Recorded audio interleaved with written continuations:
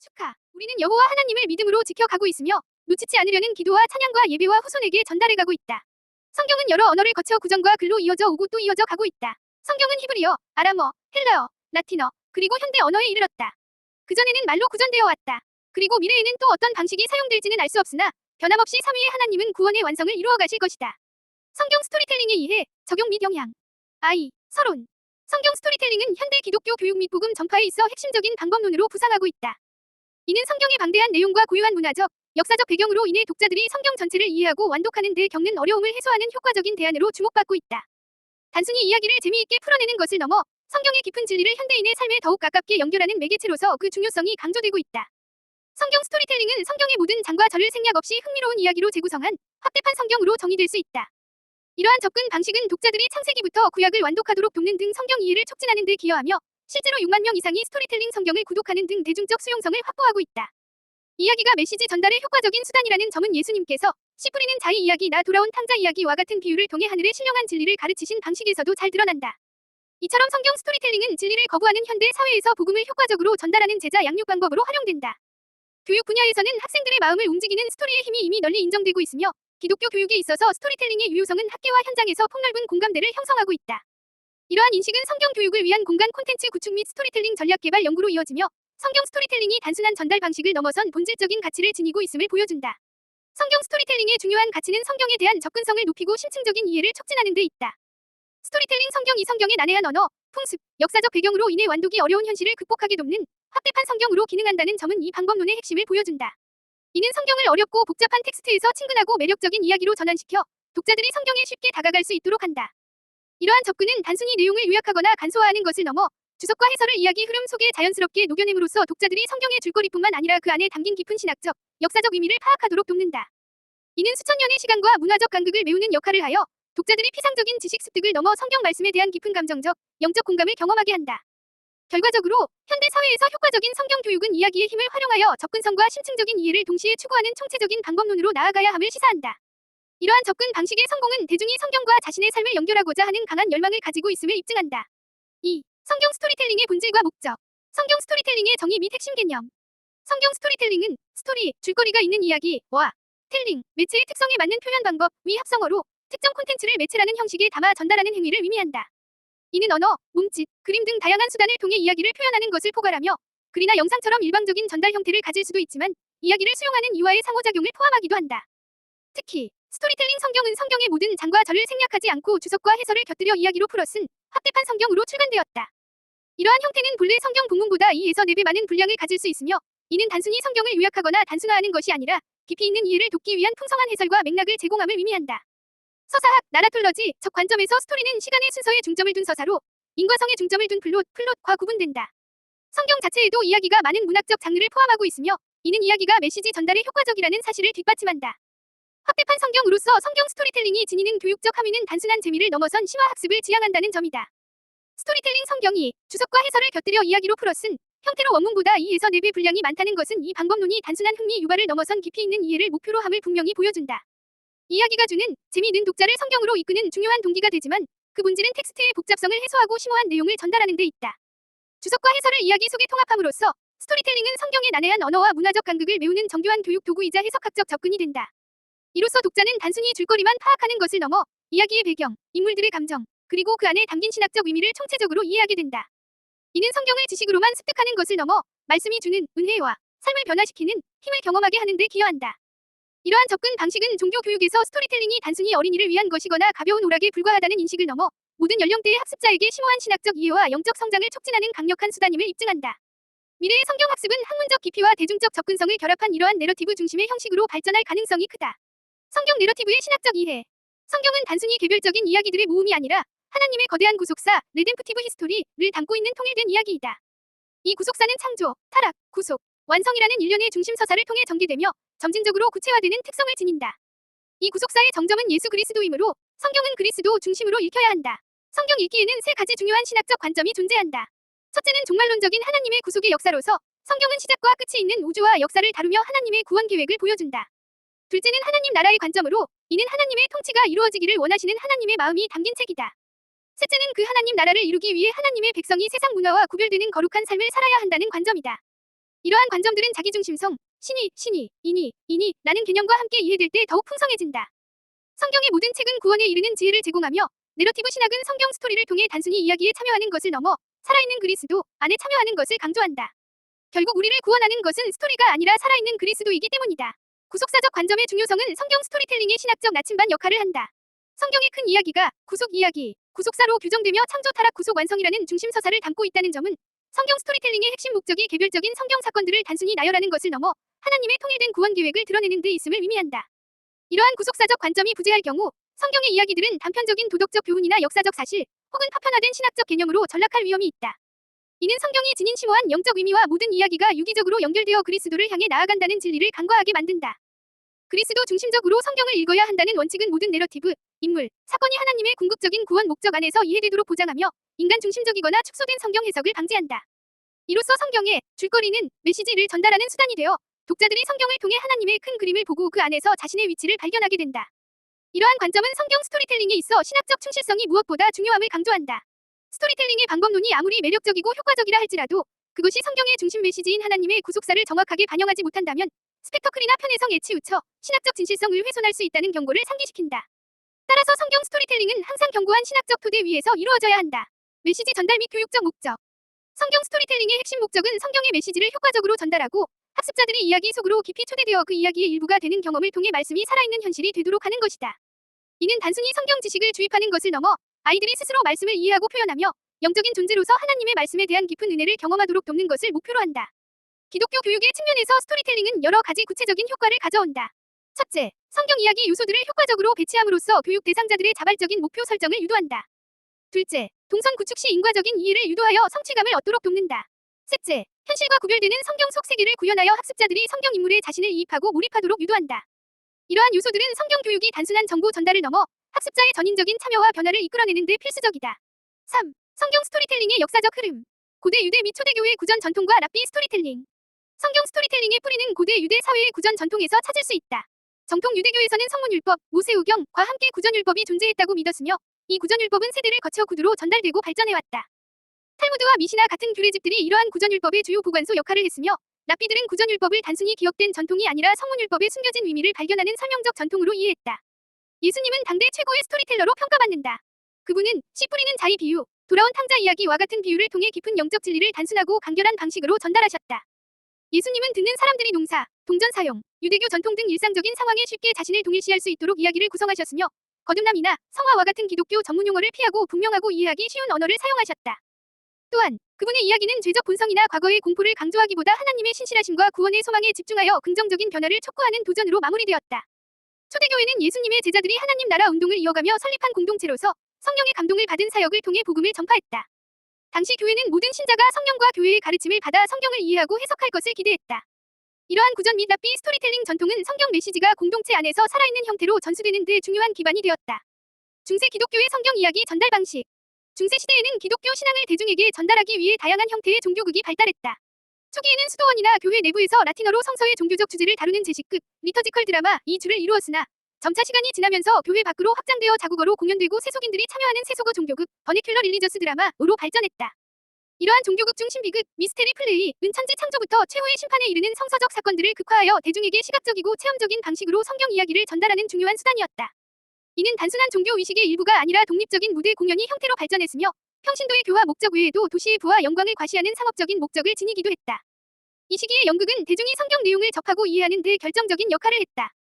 종교개혁과 성경 번역이 스토리텔링에 미친 영향. 종교개혁은 성경 스토리텔링의 역사에 지대한 영향을 미쳤다. 마르틴 루터의 독일어 성경 번역은 성경이 더 이상 성직자들만이 라틴어로 읽고 해석할 수 있는 전유물이 아니라 일반 성도들도 자국어로 직접 읽고 해석할 수 있게 하는 혁명적인 변화를 가져왔다. 이로 인해 대중의 교육 수준이 크게 향상되는 효과가 나타났다. 루터와 칼빈 같은 종교개혁자들은 중세 교회의 사중적 의미 해석 방식, 알레고리 해석을 비판하고 성경의 문자적 의미와 역사적 문법적 해석을 중시했다. 그들은 성경을 그리스도 중심으로 해석하고 말씀이 삶에 실존적으로 적용되어야 함을 강조했다. 특히 오직 성경만으로 라는 원칙과 성령의 조명을 통해 성경이 성경 스스로를 해석해야 한다고 주장했다. 이러한 변화는 성경 해석의 주체를 소수의 종교 엘리트에서 모든 성도로 확장시켰으며 구습에 저항하고 권력과 지식을 대중에게 개방하는 근대 민주주의적 정신의 토대를 마련했다. 이는 스토리텔링의 주체가 확장되고 성경 이야기가 더 넓은 대중에게 다양한 방식으로 재해석되고 전달되는 계기가 되었다. 현대 기독교 스토리텔링의 발전 양상. 현대에 이르러 미디어 환경의 급격한 변화는 복음 전파의 새로운 지평을 열었다. 소셜미디어는 정보에 대한 직접적인 참여와 공유라는 새로운 소통 방식을 제시하며 기독교 역사에서 미디어 환경과 언어가 변화할 때마다 놀라운 부흥이 일어났던 것처럼 AI와 같은 첨단 기술은 성경을 살아있는 이야기로 만들어 나가는 전례 없는 기회를 제공하고 있다. 현대 기독교 스토리텔링은 영상, 애니메이션, 게임 등 다양한 문화 콘텐츠를 통해 성경 이야기를 발굴하고 전달하는 데 적극적으로 활용되고 있다. 특히 예수 그리스도를 소재로 한 문화 콘텐츠에 대한 연구와 제작이 활발하며 이는 성경 이야기를 현대인의 눈높이에 맞춰 재해석하고 확산하는 데 기여한다. 성경 스토리텔링의 역사적 흐름은 구전 전통에서 문자 문화로 그리고 다시 구전 및 시각 문화로 회귀하며 확장되는 양상을 보인다. 고대 유대 사회는 구전 율법에 크게 위존했으며 예수님 또한 비유를 통해 이야기를 전달하는 데 탁월한 능력을 보이셨다. 종교개혁은 루터의 자국어 성경 번역을 통해 성경을 읽는 말씀으로 대중화시켰고 이는 개인의 성경 이해를 촉진하는 혁명적인 변화였다. 그러나 현대 사회에서는 단순히 문자를 읽는 능력만으로는 성경에 대한 충분한 참여를 이끌어내기 어렵다는 인식이 확산되고 있다. 이는 시각적이고 구술적인 정보에 익숙한 현대인의 소통 방식에 적응하기 위한 필요성에서 비롯된 것이다. 미디어 환경이 변화할 때마다 복음 전파에 놀라운 부흥이 있었다는 역사적 사실은 매체의 특성이 메시지 수용에 지대한 영향을 미친다는 점을 보여준다. 따라서 현대 기독교가 디지털 스토리텔링을 적극적으로 수용하는 것은 동시대적 소통 방식에 대한 실용적인 적응이라 할 수 있다. 이러한 역사적 궤적은 기독교 복음 전파와 교육이 고정된 방식이 아니라 각 시대의 문화적 맥락과 소통 방식을 적극적으로 이해하고 활용하며 끊임없이 진화해왔음을 보여준다. 현대 교회가 직면한 과제는 새로운 미디어에 몰입적이고 참여적인 잠재력을 활용하되 신학적 정확성을 엄격하게 유지하고 스펙터클이나 편의성 이 메시지를 왜곡하지 않도록 신중하게 관리하는 것이다. 이는 원문의 충실성과 문화적 적합성 사이의 지속적인 균형점을 찾는 노력이 현대 성경 스토리텔링의 핵심 과제임을 의미한다. IV. 효과적인 성경 스토리텔링 방법론. 성경 해석 및 묵상 기법의 적용. 효과적인 성경 스토리텔링은 깊이 있는 성경 해석과 묵상에 기반해야 한다. 설교의 본질적인 내용은 성경에서 나와야 하며 설교자 자신의 성경에 대한 깊은 묵상과 그 묵상에서 도출된 적용이 설교의 핵심을 이루어야 한다. 뻔한 묵상이나 얕은 묵상을 넘어선 통찰력 있고 새로운 깨달음은 설교의 질을 결정하는 중요한 요소이다. 말씀을 묵상할 때는 연구 중인 구절의 배경, 직전 및 다음 문장, 문단을 파악하고 해당 구절의 개념을 성경 전체의 사상 흐름과 연결하며 역사적 배경을 확인하는 것이 필수적이다. 또한 저자가 사용한 문학적 갈래나 유형을 결정하는 것도 중요하다. 예언을 해석할 때는 고도로 상징적인 특성을 염두에 두고 해당 구절 자체, 동일 저자의 다른 책, 성구사전, 고대 근동 문서 등을 활용하여 상징의 의미를 탐구해야 한다. 성경 해석 방법은 일반적으로 문법적, 역사적, 신학적 해석으로 나뉜다. 종교개혁자 루터와 칼뱅은 중세의 알레고리적 사중 의미 해석을 지향하고 문자적 의미 강조, 그리스도 중심적 해석, 실존적 실천적 해석을 특징으로 하는 역사적 문법적 해석을 중시했다. 그들은 성경을 성경으로 해석하는 원리와 성령의 조명이 성경 해석에 결정적인 역할을 한다고 주장했다. 현대 해석학은 여기에 문학적 분석, 서사 구조, 인물 분석, 비유 등 사회적, 정치적 관점, 여성주의, 해방신학 등 다양한 관점을 통합한 다차원적 접근을 시도하고 있다. 예수님의 스토리텔링 기법 분석 및 현대적 시사점. 예수님은 탁월한 스토리텔러로서 현대 성경 스토리텔링의 중요한 시사점을 제공한다. 그분은 이야기의 모든 세부 사항을 장황하게 설명하기보다 핵심 요점을 간결하게 전달하셨다. 이는 2에서 3분 이내의 짧은 간증이 효과적이라는 현대적 관점과도 일맥상통한다. 예수님은 듣는 사람들이 쉽게 공감하고 이해할 수 있는 농사, 동전, 유대교 전통 등 일상적인 상황을 이야기 속에 담아 청중이 자신을 동일시하도록 이끌었다. 또한 깊은 영적 진리를 전달함에 있어 거듭남, 성화와 같은 기독교 전문 용어를 피하고 분명하고 쉬운 언어를 사용하셨다. 이는 비기독교 배경을 가진 이들에게 혼동을 주지 않고 복음의 핵심에 집중하게 한다. 마지막으로 예수님의 이야기는 죄적 본성이나 과거의 공포를 강조하기보다 하나님의 신실하심과 구원의 소망에 초점을 맞춰 긍정을 강조하고 듣는 이의 삶의 변화를 촉구하는 도전으로 마무리되었다. 참여형 학습 및 소그룹 활용 전략. 성경 스토리텔링은 학습자들을 이야기 속으로 적극적으로 초대하여 그들이 이야기의 일부로서 스스로를 경험하게 함으로써 살아있는 말씀으로 만드는 강력한 방법이다. 특히 어린이 교육에서는 이야기를 들려준 후 아이들이 어떻게 생각하는지 다시 듣는 상호작용이 매우 중요하다. 교사는 아이들의 상상력과 호기심을 지지하고 응원하며 내가 애굽에 팔려간 요셉이라면 어떻게 했을까요? 와 같은 질문을 통해 아이들 스스로 성경 말씀 속으로 들어가 자신의 생각을 이야기하도록 유도해야 한다. 소그룹은 성경 스토리텔링의 효과를 극대화하는 중요한 환경이다. 소그룹 참여자들은 대화 기술, 발표력, 관계 형성의 원리를 배우게 되며 질문 대화법은 풍성한 대화의 장을 열어주는 귀중한 자산이 된다. 소그룹을 통한 전도와 제자 양육은 이미 효과가 입증된 방식이다. 스토리텔링은 그룹으로 진행될 때 이야기가 변질될 위험을 줄일 수 있으며 개방형 또는 추론 질문을 사용하여 이야기의 정확한 이해를 돕는 것이 중요하다. 또한 이야기가 정립되면 mp3나 cd 등으로 제작하여 보급하고 정기적인 모임을 통해 스토리텔러의 이야기를 점검하여 말씀의 순수성이 유지되도록 해야 한다. 성경 스토리텔링은 깊이와 넓이를 동시에 추구하는 섬세한 균형이 요구된다. 이는 해석학적 엄밀성과 문화적 적합성을 모두 포함하는 개념이다. 한편으로는 깊은 묵상과 문법적, 역사적, 신학적 해석을 통해 성경 본문의 진정한 의미와 신학적 진실성을 확보해야 한다. 이는 이야기가 단순히 흥미 위주로 흐르거나 인간 중심적인 서사로 변질되는 것을 막고 하나님의 구속사라는 본질적인 메시지를 충실히 전달하기 위함이다. 다른 한편으로는 예수님께서 보여주신 것처럼 단순한 방식과 비전문 용어 사용, 그리고 청중이 쉽게 동일시할 수 있는 일상적 상황을 활용하여 메시지의 넓이, 즉 대중적 접근성과 공감대를 확보해야 한다. 이는 아무리 심오한 진리라도 청중의 언어와 문화적 맥락에 맞게 전달되지 않으면 그 의미가 상실될 수 있다는 점을 인식하는 것이다. 이러한 이중적인 접근은 메시지의 진정성을 유지하면서도 광범위한 수용성을 확보하는 데 필수적이다. 따라서 성경 스토리텔링 사역자들은 엄격한 신학적, 해석학적 훈련과 더불어 효과적인 소통 및 문화 적응 기술을 동시에 갖춰야 한다. 어느 한쪽이라도 소홀히 할 경우 메시지는 이해 불가능해지거나 혹은 매력적이지만 내용적으로는 피상적이거나 왜곡된 이야기가 될 위험이 있다. 궁극적으로 성경 스토리텔링은 단순히 이야기를 전달하는 것을 넘어 하나님의 이야기를 효과적으로 전달하여 진정한 영적 변화를 이끌어내는 것을 목표로 한다. V. 대상별 성경 스토리텔링의 실제.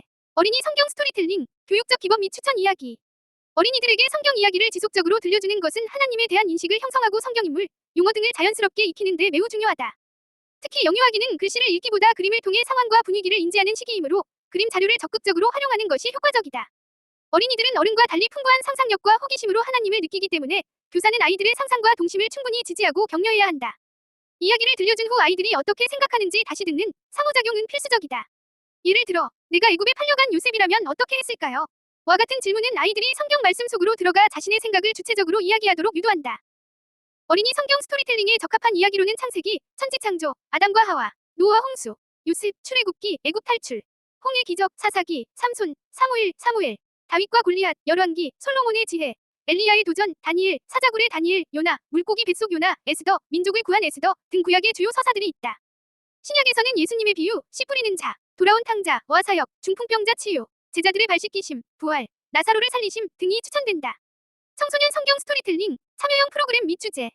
청소년기는 단순히 암기하기보다는 내용을 이해하고 공감할 때 비로소 받아들이는 시기이므로 성경 본문을 스토리텔링 형식으로 재구성하고 반복 교육을 통해 스스로 말씀을 이해하고 표현하도록 돕는 것이 중요하다.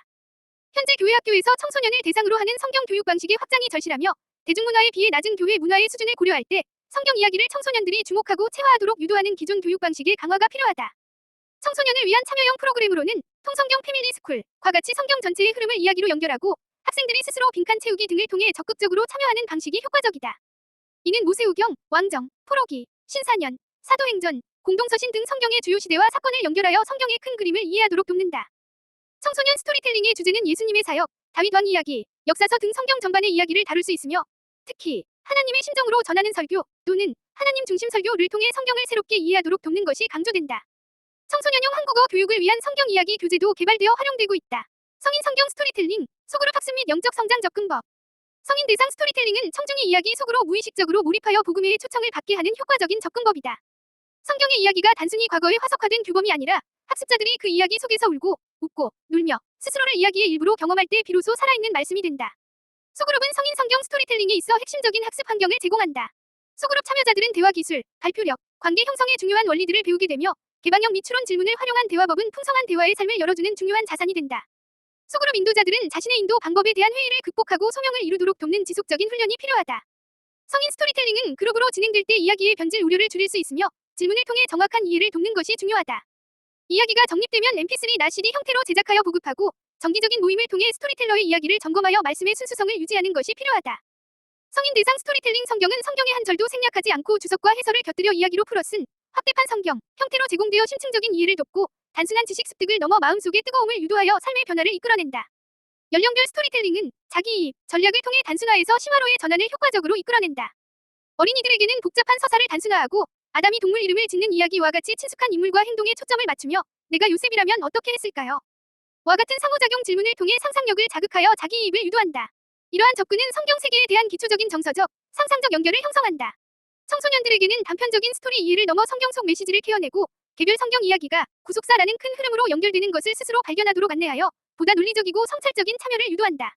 성인들에게는 확대판 성경처럼 상세한 내러티브와 풍부한 주석 및 해설을 제공하여 깊이 있는 인지적, 신학적 이해를 통해 자기이입이 이루어지도록 돕는다. 소그룹 토론은 성경적 진리를 개인의 복잡한 삶과 사회적 경험에 연결시키며 자기이입을 심화시킨다. 이러한 점진적인 자기이입의 과정은 단순한 상상 놀이에서 비판적 성찰과 심오한 영적 적용으로 나아가는 발달 단계에 따른 교육학적 접근의 필요성을 강조한다. 이는 성경 스토리텔링이 모든 연령대의 학습자에게 효과적으로 적용되기 위해서는 각 대상의 인지적, 정서적, 영적 발달 단계를 고려하여 방법론을 맞춤화해야 함을 의미한다. 궁극적으로 이야기가 살아있는 이야기이자 우리들의 이야기가 되도록 하여 청중이 하나님의 구원 계획을 깊이 내면화하고 자신의 삶에 적용하도록 돕는 것이 목표이다.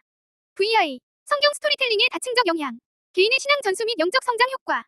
성경 스토리텔링은 개인의 영적 성장을 위한 이상적인 방법론 중 하나로 평가된다. 이야기는 상상력을 통한 동일시를 통해 신적 존재와의 만남이나 초자연적 현상과 같이 논리적으로 설명하기 어려운 경험을 가능하게 한다. 이는 정보가 제공된 상상력을 통해 마음으로 성경 이야기에 접근하도록 돕는다. 이야기는 남녀노소 누구나 좋아하며 예수님께서도 이야기로 대중을 가르치셨듯이 성경 스토리텔링은 진리를 효과적으로 전달하고 제자 양육에 활용된다. 성경은 하나님의 사랑 이야기이자 메시아 예수를 찾아가는 구속사 이야기로서 이를 통해 독자들은 영적인 황무지 같은 세상에서 푸른 초장과 쉴만한 물가를 경험하고 뜨거운 영성을 체험할 수 있다.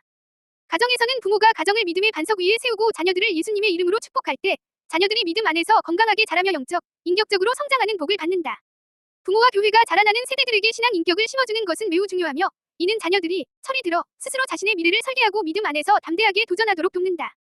신앙을 다음 세대에 전수하는 가장 효과적인 방법은 공동체 안에서 가르치는 것이며 노래나 놀이와 같은 즐거운 활동을 통해 학습하면 오랫동안 기억된다. 공동체 형성 및 유대감 강화. 성경 스토리텔링은 공동체 구성원들이 하나님의 사랑, 이야기를 통해 함께 모여 기도하고 하나의 정신을 형성하도록 돕는다. 스토리텔링 성경의 방대한 작업 자체가 팀스피릿의 결과물로 언급될 정도로 공동체적 노력이 강조된다. 스토리텔링은 청중을 이야기 속으로 참여시켜 이야기의 주인공이 되게 하며 이스라엘 백성들의 이야기 속으로 들어가 그 공동체의 이야기 안에서 각자가 경험하는 참여자가 되도록 한다. 이는 공동체의 정체성과 세계관을 보존하고 다음 세대에 전수하는 데 중요한 역할을 한다. 미디어 플랫폼을 접목한 디지털 스토리텔링은 식탁 공동체와 같은 상호적인 공간을 지향하며 몰입적 참여와 전인적 성찰을 증진하는 신앙 형성 과정이 될 수 있다.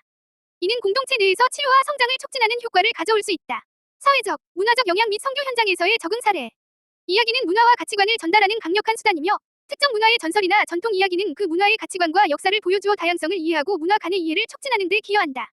또한 이야기는 사회와 역사를 이해하는 중요한 도구로서 역사적 사건을 보존하고 맥락을 제공하며 집단적 정체성을 고양하는 역할을 한다. 선교 현장에서는 문맹인 사람들에게 문자화된 성경보다 이야기를 담아 다양한 문화적 요소와 방법들을 활용하여 전달하는 것이 훨씬 효과적이다. 구전적 의사소통은 문자 기반 매체보다 보편적으로 사용되며 이야기는 되풀이되면서 전달되는 특성이 있어 시대와 장소를 초월하여 쉽게 확산될 수 있다. 성경 스토리텔링 사역은 복음을 친근하고 흥미롭게 전하는 효과적인 전도 방법으로 활용된다. 특히 직접적인 전도 방식이 호소력이 약할 때 부담 없이 사람들과 관계를 맺고 복음을 전하는 데 유용하다. 제3세계 선교사들은 토착 문화적 특성을 고려한 상황화된 선교 전략을 개발할 필요가 있으며 성경 스토리텔링은 이슬람 문화권 어린이 선교 전략으로도 연구되었다. 스토리텔링은 신앙의 체화 및 전승을 위한 강력한 메커니즘으로 작용한다. 성경 스토리텔링이 영적 성장, 신앙 전수, 그리고 공동체 정체성 강화에 기여한다는 점은 이 방법론이 단순한 교육 방식을 넘어선 신앙의 내면화와 세대 간 전달에 필수적인 역할을 한다는 것을 보여준다. 이러한 체화는 이야기가 지성뿐만 아니라 감정, 상상력, 기억 등 다양한 인지 기능을 활성화시키기 때문에 발생한다. 개인이 성경 내러티브에 몰입할 때 메시지는 추상적인 정보가 아니라 살아있는 경험으로 받아들여진다. 이러한 감정적이고 상상적인 연결은 진리를 딱 달라붙게 만들어 지속적인 영적 성장을 가능하게 한다. 특히 어린이들에게는 그들만의 방식으로 하나님을 느끼게 함으로써 신앙의 기초를 튼튼히 다진다. 전승, 측면은 스토리텔링의 공동체적 성격에 의해 강화된다. 공동체 안에서 공유되는 이야기는 집단적 정체성을 형성하고 공통의 가치관을 강화하며 신앙이 단순한 교리가 아닌 살아있는 유산으로 다음 세대에 전달되도록 돕는다. 예를 들어 공동체가 함께 사도신경 노래를 부르면 자연스럽게 다음 세대가 익힐 수 있다는 것은 이러한 공동체적 체화 과정을 잘 보여준다. 이러한 분석은 견고한 신앙이 단순히 지적으로 이해되는 것을 넘어 감정적이고 경험적으로 통합될 때 더욱 견고하고 생동감 있게 된다는 점을 시사한다.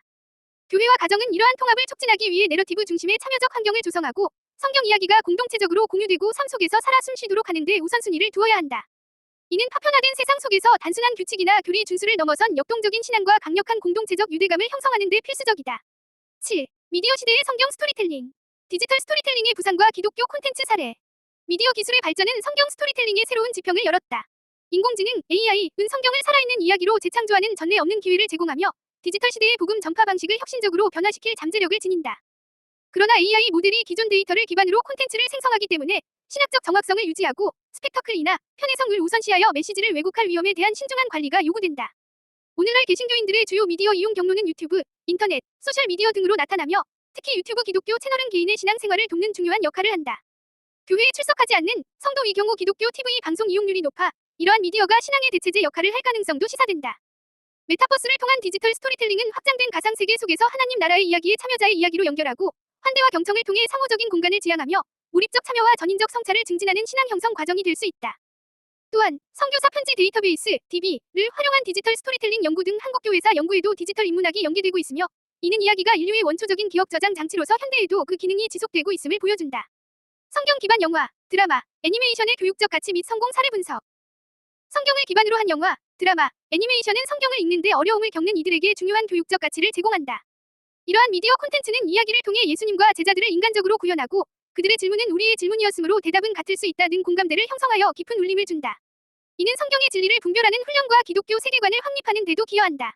성경 애니메이션은 어린이들에게 성경 이야기를 쉽고 재미있게 전달하여 하나님의 뜻을 자연스럽게 알게 하며 모험, 사랑, 우정, 신념 등 보편적 가치의 중요성을 동시에 가르치는 교육적 효과를 제공한다. 또한 부모들이 성경 교육에 친밀하게 참여하는 데 도움이 되는 새로운 콘텐츠로도 작용한다.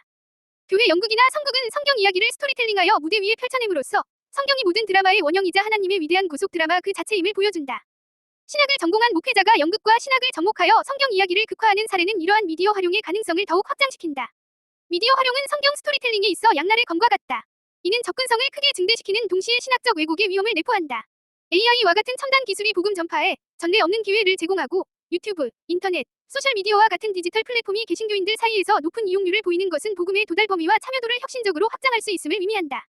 그러나 이러한 미디어의 강점, 즉 몰입적인 특성, 시각적 매력, 그리고 즉각적인 만족감 추구는 동시에 내재적인 약점이 될 수 있다. 알고리즘이나 대중의 재미 또는 스펙터클에 대한 선호는 의도치 않게 성경적 충실성보다 오락적 가치를 우선시하게 만들 수 있다. 이는 복잡한 신학적 진리를 피상적으로 다루거나 심지어 왜곡하여 개인이 자기 자신의 신학을 만들어가도록 이끌 위험이 있다. 설교자의 말이 메시지였던 전통적인 방식에서 영상이 메시지가 되는 현대적 전환은 매체가 핵심적인 신학적 내용을 미묘하게 재구성하거나 압도할 수 있음을 시사한다. 이러한 상황은 기독교 미디어 제작자, 교육자, 신학자들에게 중대한 윤리적, 방법론적 책임을 부여한다. 단순히 새로운 기술을 도입하는 것만으로는 충분하지 않으며 신학적 진실성을 최우선으로 하는 견고한 프레임워크, 지침, 그리고 훈련 프로그램을 개발하려는 의식적이고 적극적인 노력이 필요하다. 이는 기술을 비판적으로 이해하고 활용하여 편의성과 스펙터클이 복음의 진리를 섬기도록 하는 새로운 세대에 미디어에 능통한 신학자 또는 신학적으로 기반을 둔 미디어 전문가를 요구한다. 궁극적인 과제는 미디어의 힘을 활용하여 메시지를 증폭시키되 매체 자체가 메시지를 근본적으로 변질시키거나 희석시키지 않도록 하는 것이다. 8. 결론. 성경 스토리텔링은 고대 유대 및 초대교회 구전 전통에서 시작하여 중세 성경극, 종교개혁 시대의 자국어 성경 번역을 거쳐 현대 미디어 시대의 디지털 콘텐츠에 이르기까지 시대와 문화적 맥락에 따라 끊임없이 진화하며 복음을 전달하고 신앙을 전수하는 핵심적인 방법론으로 자리매김해왔다. 이는 성경의 방대한 내용과 깊은 신학적 진리를 현대인의 삶에 더욱 가깝게 연결하고 단순한 지식 습득을 넘어선 영적 성장과 공동체적 유대감 강화를 이끌어내는 다층적인 영향력을 지닌다. 성경 스토리텔링의 본질은 성경의 모든 장과 절을 주석과 해설을 곁들여 이야기로 풀어쓴 확대판 성경으로서 단순한 재미를 넘어선 심층적인 이해를 목표로 한다. 이는 성경의 난해함을 극복하고 독자들이 구속사적 관점에서 성경 전체를 이해하도록 돕는 데 기여한다. 예수님께서 보여주신 간결함, 청중 동일시, 비전문 용어 사용, 그리고 하나님의 신실하심 강조는 모든 성경 스토리텔러가 본받아야 할 핵심 기법이다. 또한 참여형 학습과 소그룹 활용 전략은 학습자의 자기이입을 촉진하고 이야기를 통해 신앙을 체화하며 공동체적 유대감을 강화하는 데 필수적이다. 미디어 시대에 접어들면서 디지털 스토리텔링은 복음 전파에 전례 없는 기회를 제공하고 있으나 신학적 정확성을 유지하고 메시지 왜곡을 방지하기 위한 신중한 관리가 요구된다. 성경 기반 영화, 드라마, 애니메이션, 체험 공간, 교회 프로그램 등 다양한 미디어 콘텐츠는 성경 이야기에 대한 접근성을 높이고 교육적 효과를 극대화하는 성공적인 사례들을 보여주었다. 궁극적으로 성경 스토리텔링은 신앙을 지적으로 이해하는 것을 넘어 감정적이고 경험적으로 통합시키는 강력한 메커니즘을 제공한다. 이는 개인의 영적 성장을 촉진하고 가정과 교회가 신앙을 다음 세대에 효과적으로 전수하며 공동체의 정체성을 강화하는 데 기여한다. 또한 선교 현장에서 문화적 장벽을 넘어 복음을 효과적으로 전달하는 데 필수적인 도구로 활용된다. 따라서 교회와 기독교 교육기관은 성경 스토리텔링의 중요성을 인식하고 견고한 신학적 기반 위에서 각 대상에 맞는 효과적인 방법론과 미디어 활용 전략을 지속적으로 연구하고 개발해야 할 것이다. 이는 급변하는 현대 사회 속에서 성경의 살아있는 메시지가 모든 세대와 문화에 강력하게 전달되도록 하는 핵심적인 과제가 될 것이다. 빨간색 하트.